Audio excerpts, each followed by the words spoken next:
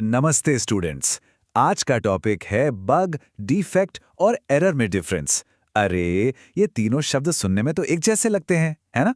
पर क्यूए की दुनिया में इनमें बहुत बड़ा अंतर है। आप रेडी हो? फोकस मोड ऑन है ना?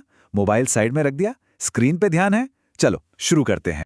तो बग, डिफेक्ट, एरर, क्या ये सब एक ही चीज है? स्पेशली फ्रेशर्स के लिए ये टर्म्स बहुत कंफ्यूज करते हैं। इंटरव्यू में भी ये सवाल बहुत पूछा जाता है। लेकिन चिंता मत करो, आज हम इस कंफ्यूजन को हमेशा के लिए एकदम सिंपल तरीके से क्लियर कर देंगे। तो चलिए सबसे पहले समझते हैं एरर को। एरर मतलब एक गलती। सिंपल। ये एक ह्यूमन मिस्टेक है जो एक डेवलपर से कोडिंग करते समय हो जाती है। हो सकता है कोई सिंटैक्स एरर हो या फिर लॉजिक में कोई गड़बड़ हो। बेसिकली सारी कहानी यहीं से शुरू होती है। ये रूट कॉज है। अच्छा, अब जब डेवलपर की वो गलती मतलब वो एरर कोड का हिस्सा बन जाता है तो उसे हम कहते हैं डिफेक्ट या बग। जी हाँ, डिफेक्ट और बग एक ही बात है। मतलब जब सॉफ्टवेयर वैसा काम नहीं करता जैसा उसे करना चाहिए तो एक क्यूए टेस्टर उसे एज अ डिफेक्ट या बग फाइंड करता है। तो एक एरर ही डिफेक्ट को जन्म देता है। ठीक है, समझ आ रहा है? और जब यही डिफेक्ट एंड यूजर तक पहुंच जाता है, मतलब कस्टमर तक, और सॉफ्टवेयर यूज करते हुए उन्हें कोई दिक्कत आती है, जैसे ऐप क्रैश हो गया, तो उसे कहते हैं फेलियर। तो चेन क्या बनी? डेवलपर ने की एरर, उससे कोड में आया डिफेक्ट, और वो डिफेक्ट एंड यूजर के लिए बन गया फेलियर। ये टेबल देखो, एकदम क्रिस्टल क्लियर हो जाएगा। एरर कौन देखता है? डेवलपर कोडिंग के टाइम। बग या डिफेक्ट कौन ढूंढता है? आप, यानी क्यूए टेस्टर। और फेलियर किसे मिलता है? एंड यूजर को। इन टर्म्स का सही यूज प्रोफेशनल कम्युनिकेशन और इंटरव्यूज के लिए एब्सोल्युटली क्रूशियल है। अभी क्या सीखा? समझ आया? एरर से डिफेक्ट और डिफेक्ट से फेलियर का कनेक्शन क्लियर हुआ? ये डायग्राम देखो, पूरी जर्नी एक शॉट में क्लियर है। एक इंसान की गलती यानी एरर कोड में एक डिफेक्ट पैदा करती है और वही डिफेक्ट सिस्टम फेलियर का कारण बन सकता है। ये एक चेन रिएक्शन की तरह है।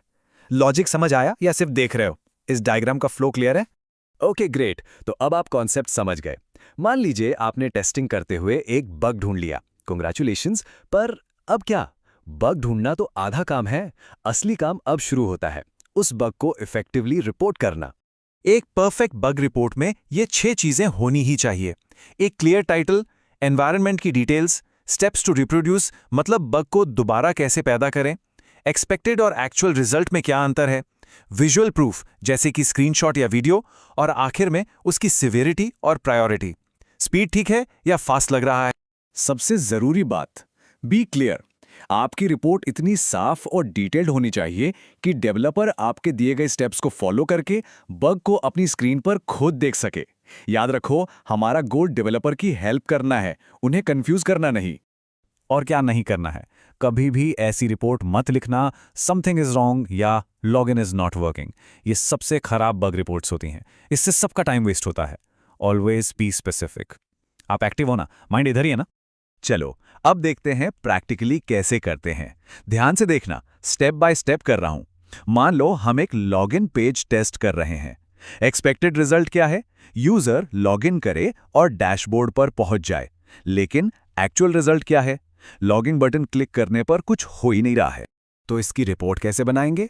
पहले एक क्लियर टाइटल, फिर environment, Windows 10, Chrome browser, version number के साथ, और फिर सबसे इंपॉर्टेंट हिस्सा, स्टेप्स टू रिप्रोड्यूस। एकदम सिंपल रखो, 1, 2, 3, 4, कोई भी इनको फॉलो कर सके। आप साथ में ट्राई कर रहे हो? नहीं कर रहे? वीडियो पॉज करो और करो। सीरियसली पॉज करो और ट्राई करो। सिर्फ देखने से याद नहीं रहेगा, प्रैक्टिस से ही परफेक्शन आएगा। अब आते हैं सिवियरिटी और प्रायोरिटी पर। सिवियरिटी का मतलब है बग का इम्पैक्ट कितना गहरा है। यहां यूजर लॉगिन ही नहीं कर पा रहा, जो कि क्रिटिकल फंक्शनैलिटी है, इसलिए सिवियरिटी है हाई। और प्रायोरिटी का मतलब है इसे कितनी जल्दी फिक्स करना है, क्योंकि ये सभी यूजर्स को अफेक्ट कर रहा है, इसलिए प्रायोरिटी भी हाई है। अगर इंटरव्यू में पूछा गया तो बता पाओगे कि इस बग की सिवियरिटी हाई क्यों है? रिजल्ट चाहिए या सिर्फ सर्टिफिकेट? और ये देखिए, ये है हमारी फाइनल, कंप्लीट और प्रोफेशनल बग रिपोर्ट। इसमें सब कुछ है, टाइटल, स्टेप्स, एनवायरनमेंट, सब कुछ एकदम साफ साफ। ऐसी रिपोर्ट देखकर डेवलपर का काम बहुत आसान हो जाता है। तो आज हमने क्या सीखा? Let's quickly summarise. पहला, एरर डिफेक्ट ऑफ फेलियर के बीच का क्लियर डिफरेंस। दूसरा, एक प्रोफेशनल बग रिपोर्ट के 6 जरूरी हिस्से। और तीसरा, एक ऐसी रिपोर्ट कैसे लिखें जो डेवलपर्स के लिए हेल्पफुल हो। हमेशा याद रखना, एक अच्छी बग रिपोर्ट एक ग्रेट प्रोडक्ट बनाने की तरफ पहला कदम है। ये स्किल आपको भीड़ से अलग करती है। समझ आया? क्लियर है? अब आपका काम है प्रैक्टिस करना। क्या पता आपकी अगली बग रिपोर्ट ही वो रिपोर्ट हो जो आपको जॉब दिला दे। तो are you ready to write it? Next session में हम एपीआई टेस्टिंग देखेंगे।